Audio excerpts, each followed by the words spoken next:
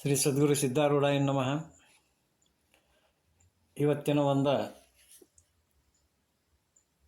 ಶರೀಫರ ಕುಟುಂಬ ರಸಾಯನ ಅಂತಕ್ಕಂಥ ಒಂದು ಭಾಗದೊಳಗೆ ಸ್ನೇಹ ಮಾಡಬೇಕಿಂತವಳು ಅಂತಕ್ಕಂಥ ಪದ್ಯವನ್ನು ನೋಡೋಣಂತ. ಸ್ನೇಹ ಮಾಡಬೇಕೆಂತವಳ ಒಳ್ಳೆಯ ಮೋಹದಿಂದಲೇ ಬಂದು ಕೂಡುವಂಥವಳ, ಚಂದ್ರಗಾವಿ ಸೀರೆಯನ್ನುಟ್ಟು ದಿವ್ಯ ಕೆಂದಾವರಿ ಮಗ್ಗಿ ಕುಪ್ಪಸ ತೊಟ್ಟು ಬಂದಳು ಮಂದಿರ ಬಿಟ್ಟು, ನಾಲ್ಕು ಮಂದಿಯಳು ಬಂದು ನಾಚುವಳೆಷ್ಟು ಅಂತ. ಅಂದ್ರೆ ಈ ಒಂದು ಪದ್ಯದೊಳಗೆ ಸದ್ಗುರು ಸಂತ ಶಿಶುನಾಳ ಶರೀಫರು ತಮ್ಮ ಒಂದು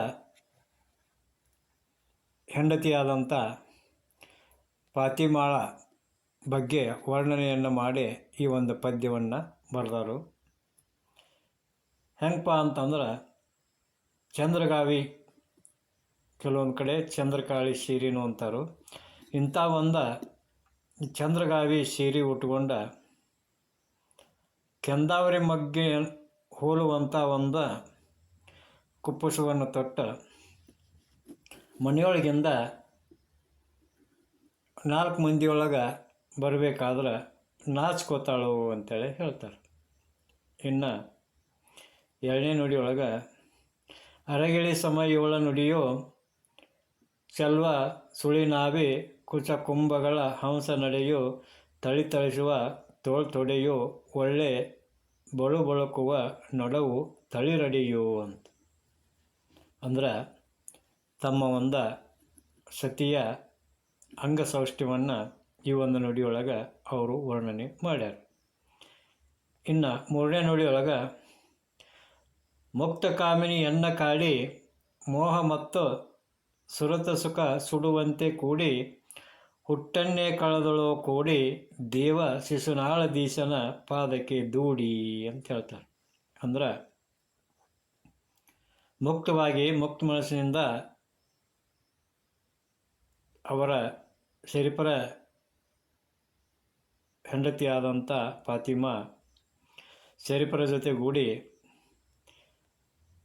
ಅವರು ಹೆಂಗೆ ಒಂದು ಸುರತ್ ಸುಖವನ್ನು ಅನುಭವಿಸ್ಯಾರ ಅಂದ್ರೆ, ಎಂದೆಂದಿಗೂ ಮತ್ತೊಮ್ಮೆ ಇದ್ರ ಕಡೆ ಕಣ್ಣು ಹಾಯಿಸಬಾರ್ದು ಅಂತೇಳಿ ಆ ಒಂದು ಸುರತ್ ಸುಖವನ್ನು ಸುಟ್ಟುಕಾರ, ಆ ಒಂದು ಏನು ಸುರತ ಸುಖ ಏನು ಹುಟ್ಟಿತ್ತು ಆ ಹುಟ್ಟನ್ನೇ ಕಳೆದ ಆ ಫಾತಿಮಾ ಏನು ಮಾಡ್ಯಾಳು ಅಂದ್ರೆ, ಆ ದೇವ ಶಿಶುನಾಳಧೀಶನ ಪಾದಕ್ಕೆ ದೂಡ್ಯಾಳು ಅಂತೇಳಿ ಹೇಳ್ತಾರೆ. ಅಂದ್ರೆ ಈ ಒಂದು ಪದ್ಯದ ಸಾರಾಂಶ ಏನಪ್ಪ ಅಂತಂದ್ರೆ, ಈ ಬಾಹ್ಯವಾಗಿ ನಾವು ಅದರ ಒಂದು ಪದ್ಯದ ಸಾರಾಂಶವನ್ನು ನೋಡೀವಿ. ಇನ್ನು ಅಂತರಂಗವಾಗಿ ನಾವು ಈ ಒಂದು ಪದ್ಯದ ಬಗ್ಗೆ ವಿವೇಚನೆ ಮಾಡಬೇಕು ಅಂತಂದ್ರೆ,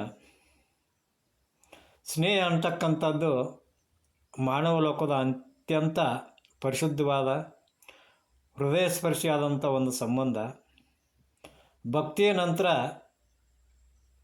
ಒಂದು ಸ್ಥಾನ ಯಾವುದಪ್ಪ ಅಂತಂದ್ರೆ ಸ್ನೇಹಕ್ಕೆ ನಾವು ಕೊಡಬಹುದು. ಮಾನವನ ಎಲ್ಲ ಸಂಬಂಧಗಳು ಯಾವುದಾದ್ರೂ ಒಂದು ಉದ್ದೇಶದಿಂದ ಅಥವಾ ಸ್ವಾರ್ಥದಿಂದ ಕೂಡಿರ್ತಾವೆ. ಆ ಎಲ್ಲ ಸಂಬಂಧಗಳು ಪವಿತ್ರ ಆಗಬೇಕಾದ್ರೆ ಸ್ನೇಹ ಅಂತಕ್ಕಂಥದ್ದು ನೆಲೆಗೊಳ್ಳಬೇಕು. ಈ ಗಂಡ ಹೆಂಡತಿಯರ ಸಂಬಂಧ ಇರಲಿ, ಪೋಷಕರ ಮತ್ತು ಮಕ್ಕಳ ಸಂಬಂಧ ಇರಲಿ, ಅಥವಾ ಮಾಲೀಕ ನೌಕರರ ಸಂಬಂಧ ಇರಲಿ, ಗುರು ಶಿಷ್ಯರ ಸಂಬಂಧ ಇರಲಿ, ಯಾವುದೇ ಸಂಬಂಧದಲ್ಲಾದರೂ ಸ್ನೇಹ ಆವಿರ್ಭಾವವಾದ್ರೆ ಅಲ್ಲಿ ಶೋಷಣೆ ಅನ್ನುವಂಥದ್ದು ಇರೋದಿಲ್ಲ. ಕೊನೆ ತನಕ ಪವಿತ್ರತೆ ಅನ್ನುವಂಥದ್ದು ಅಲ್ಲೇ ಇರ್ತೈತಿ. ಈ ಹಾಡಿನೊಳಗೆ ಶರೀಫ್ ಸಾಹೇಬರು ಸತಿಪತಿ ಸಂಬಂಧವನ್ನು ಸ್ನೇಹ ಸಂಬಂಧವಾಗಿ ಪರಿವರ್ತನೆ ಮಾಡ್ಯಾರ. ಮಾನವನ ಸಾಮಾನ್ಯ ಸಂಬಂಧವಾದಂಥ ಕಾಮಸುಖವನ್ನು ಮನಪೂರ್ವಕವಾಗಿ ಅನುಭವಿಸಿ ಆ ಮೂಲಕ ದೈವಿ ಸಂಬಂಧದ ಕಡೆಗೆ ಪ್ರಯಾಣ ಮಾಡಬೇಕು ಅಂತಕ್ಕಂಥ ಒಂದು ಆಧ್ಯಾತ್ಮಿಕ ಸತ್ಯವನ್ನು ಅವರು ನಮಗೆ ತಿಳಿಸಿ ಕೊಟ್ಟಾರ. ಇನ್ನು ಗಂಡನ ದೇವರಂತೇಳಿ ಭಾವಿಸೋದು ಒಂದು ನೀತಿ ಆದ್ರೆ ದೇವರೇ ಗಂಡನೆಂದು ಆರಾಧಿಸುವುದು ಆಧ್ಯಾತ್ಮಿಕತೆ. ಹಾಗೆಯೇ ಕೈ ಹಿಡಿದ ಹೆಂಡತಿಯನ್ನು ಕಾಮಸುಖವನ್ನು ಅನುಭವಿಸುವುದು ಕುಟುಂಬದ ನೀತಿ ಆದ್ರೆ ಆ ಸುಖವನ್ನು ಅನುಭವಿಸಿ ಅದರ ಮಿತಿಯನ್ನು ಅರಿತು ಹೆಂಡತಿಯಲ್ಲಿ ಕೂಡ ದೈವತ್ವವನ್ನು ಕಂಡ ಸಾಂಸಾರಿಕ ಸುಖವನ್ನು ಪರಿವರ್ತನೆ ಮಾಡಿಕೊಂಡು ಅದನ್ನು ದಿವ್ಯ ಸುಖವನ್ನಾಗಿ ಮಾಡಿಕೊಳ್ಳೋದು ಆಧ್ಯಾತ್ಮಿಕತೆ. ಅಂಥ ಒಂದು ಆಧ್ಯಾತ್ಮಿಕತೆಯನ್ನು ಶರೀಫ್ ಸಾಹೇಬರು ತಮ್ಮ ಜೀವನದೊಳಗೆ ಸಾಧಿಸಿಕೊಂಡಿದ್ದರು. ಹಂಗೆ ಒಂದು ನಾಣ್ಣುಡಿ ಬರ್ತೈತಿ, ಸತಿಪತಿಗಳು ಒಂದಾದ ಭಕ್ತಿ ಹಿತವಪ್ಪದು ಶಿವಂಗೆ ಅಂತ ಹೇಳ್ತಾರೆ. ಹಂಗೆ ಒಂದು ಸತಿಪತಿಗಳು ಅನುಭವಿಸುವಂಥ ಸಂಭೋಗ ಸುಖವನ್ನು ವರ್ಣನೆ ಮಾಡ್ತಾ ಕಡೆಗೆ ದೇವ ಶಿಶುನಾಳ ದೇಶನ ಅಡಿಗೆ ದೂಡಿದಳು ಅಂತ ಹೇಳ್ತಾರೆ. ಅಂದ್ರೆ ಆ ಒಂದು ಶರೀಫ್ ಸಾಹೇಬರ ಪತ್ನಿಯಾದಂಥ ಫಾತಿಮಾ ಕೊನೆಗೆ ಏನು ಮಾಡಿದ್ಲು ಅಂತಂದ್ರೆ ಶಿಶುನಾಳ ದೇಶನ ಅಡಿಗೆ ಅವರನ್ನು ಕಳುಹಿಸಿದ್ಲು, ದೂಡಿದ್ಲು, ಆಧ್ಯಾತ್ಮಿಕತೆ ಕಡೆಗೆ ಅವರನ್ನು ಕಳುಹಿಸಿದಳು ಅಂತೇಳಿ ಆ ಶರೀಫ್ ಸಾಹೇಬರು ತಾವು ಪಡೆದಂಥ ಆಧ್ಯಾತ್ಮಿಕ ಸುಖವನ್ನು ಸ್ವಚ್ಛವಾಗಿ ಇಲ್ಲೇ ತಿಳಿಸ್ಯಾರ. ಯಾಕಂತಂದ್ರೆ ಈ ನಮ್ಮ ಪ್ರಾಪಂಚಿಕ ಜೀವನದೊಳಗೆ ಗಂಡ ಹೆಂಡತಿ ಒಳಗೆ ಸಾಮರಸ್ಯ ಇರುವಂಥದ್ದು ಬಹಳ ಮುಖ್ಯ ಅವಶ್ಯ ಐತಿ. ಯಾಕಂತಂದ್ರೆ ಗಂಡ ಹೆಂಡತಿ ಒಳಗೆ ಸಮರಸ ಇರಲಿಲ್ಲ ಅಥವಾ ಸಾಮರಸ್ಯ ಇರಲಿಲ್ಲ ಅಂತಂದ್ರೆ ಆ ಮನೆಯೊಳಗೆ ನೆಮ್ಮದಿ, ಸುಖ, ಶಾಂತಿ ಅನ್ನುವಂಥದ್ದು ಇರೋದಿಲ್ಲ. ಅದಕ್ಕೆ ಇಲ್ಲಿ ನಿಮಗೆ ಸಣ್ಣ ದೃಷ್ಟಾಂತವನ್ನು ಹೇಳ್ತೀನಿ. ಯಾವುದಪ್ಪ ಅಂತಂದ್ರೆ ಒಂದು ಊರು ಯಾವುದು ಅಂತಂದ್ರೆ ಬಸವಣ್ಣನವರ ಕಾಲದೊಳಗಿದ್ದಂಥ ಜೇಡರ ದಾಸಿಮಯ್ಯ ಅಂತಕ್ಕಂಥ ಒಬ್ಬ ಶರಣಿದ್ದ. ಆತ ಏನು ಮಾಡ್ತಿದ್ದ ಅಂತಂದ್ರೆ ನೇಕಾರ ವೃತ್ತಿಯನ್ನು ಮಾಡ್ತಿದ್ದ. ಅವತ್ತೇ ಬಟ್ಟೆ ನೇಯ್ದು ಅವತ್ತೇ ಆ ಬಟ್ಟೆಯನ್ನು ಪೇಟೆಗೆ ತಗೊಂಡು ಹೋಗಿ ಆ ಮಾರಿ ಬಂದಂಥ ದುಡ್ಡಿನೊಳಗೆ ಇಬ್ಬರು ಸತಿಪತಿಗಳಿಬ್ಬರು ಏನು ಮಾಡ್ತಿದ್ರು, ಬಂದ ಮನೆಯೊಳಗೆ ಅಡಿಗೆಯನ್ನು ಮಾಡಿ ಒಬ್ಬ ಅತಿಥಿಗಳನ್ನು ಕರೆದು ಅವರಿಗೆ ಉಣಬಡಿಸಿ ನಂತರ ತಾವು ಊಟ ಮಾಡ್ತಿದ್ರು. ಇಂಥ ಒಂದು ಶರಣ ಪದ್ಧತಿ ಅವರು ಮೈಗೂಡಿಸ್ಕೊಂಡಿದ್ದರು. ಅಂಥ ಒಂದು ಊರೊಳಗೆ ಅಲ್ಲೇ ಒಂದು ಗುರುಕುಲ ಇತ್ತು. ಆ ಗುರುಕುಲದೊಳಗೆ ಆ ಗುರುಕುಲದ ಗುರುಗಳು ತಮ್ಮ ಶಿಷ್ಯರಿಗೆ ಒಂದು ವೇದ ಅಧ್ಯಯನ, ನಿಜಗುಣರ ಶಾಸ್ತ್ರಗಳು ಅಂತಕ್ಕಂಥ ಧಾರ್ಮಿಕ ಗ್ರಂಥಗಳ ಒಂದು ಅಧ್ಯಯನವನ್ನು ಮಾಡಿಸ್ತಿದ್ರು.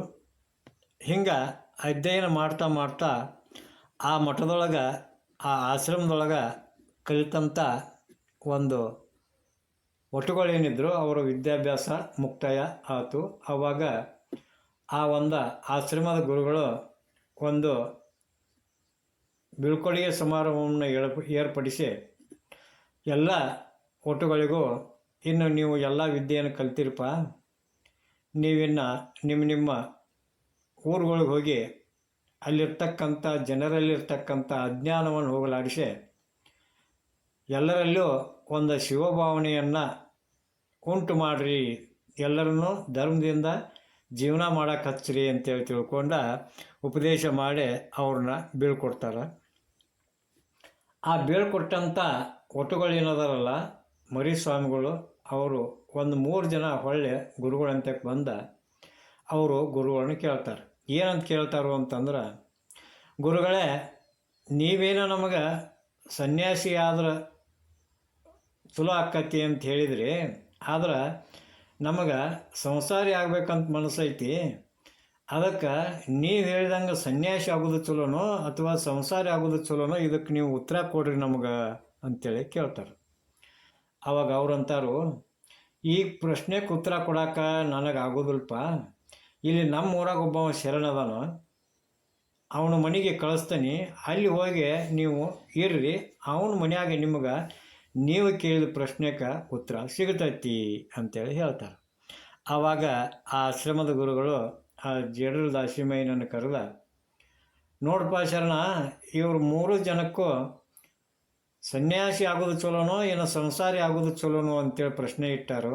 ಇವರಿಗೆ ನಿನ್ನ ಮನೆಯೊಳಗೆ ಇಟ್ಕೊಂಡ ಆ ಪ್ರಶ್ನೆಗೆ ಉತ್ತರ ಕೊಟ್ಟು ಕಳಿಸಿ, ಇವ್ರಿಗೆ ಹೇಳಿ ಕಳಿಸು ಅಂತೇಳಿ ಕಳಿಸ್ಕೊಡ್ತಾರೆ.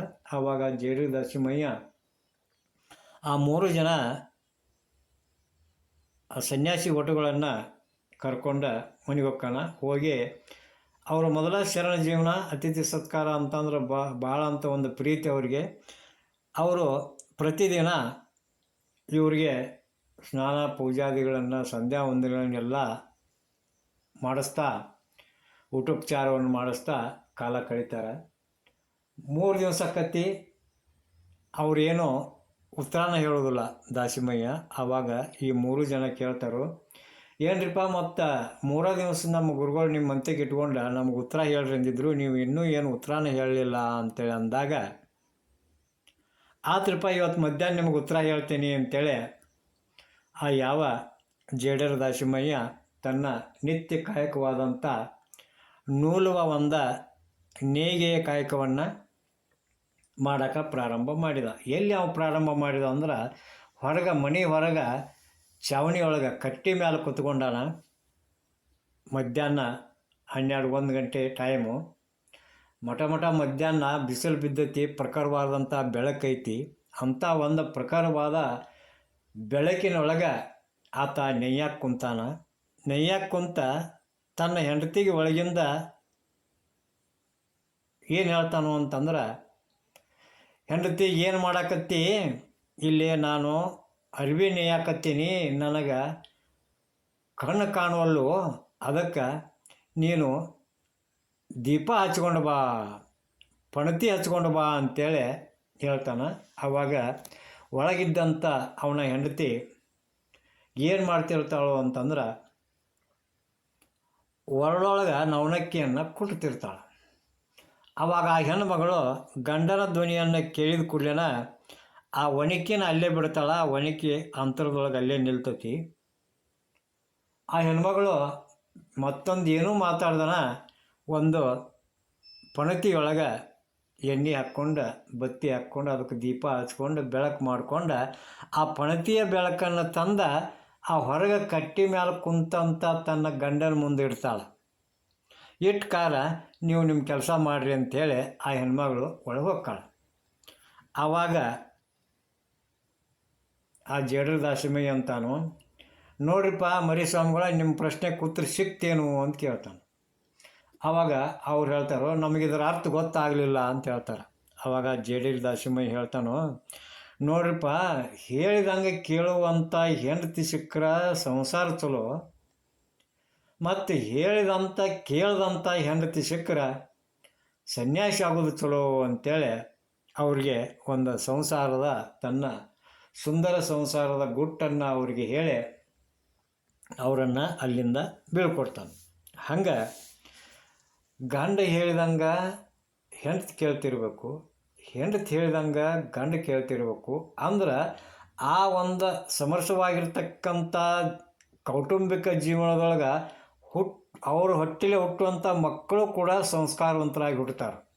ಇಲ್ಲ ಅಂತಂದ್ರೆ, ಗಂಡ ಹೆಂಡರಲ್ಲಿ ತಾಳ್ಮೇಲೆ ಇರಲಿಲ್ಲ ಅಂತಂದ್ರೆ ಆ ಒಂದು ಸ್ವಭಾವ, ಆ ಒಂದು ಕೆಟ್ಟ ದುರ್ನಡತೆಗಳ ಸಹಿತ ಅವ ಮಕ್ಕಳಲ್ಲಿ ಬೆಳೆದು ಬಂದು ಅಂದ್ರೆ ಮುಂದೆ ಆ ಮಕ್ಕಳ ಭವಿಷ್ಯ ಸಹಿತ ಹಾಳಾಗಿ ಹೋಕ್ಕತಿ ಅಂತೇಳಿ ನಾವಿಲ್ಲಿ ಸೂಚ್ಯವಾಗಿ ತಿಳ್ಕೊಬೇಕು.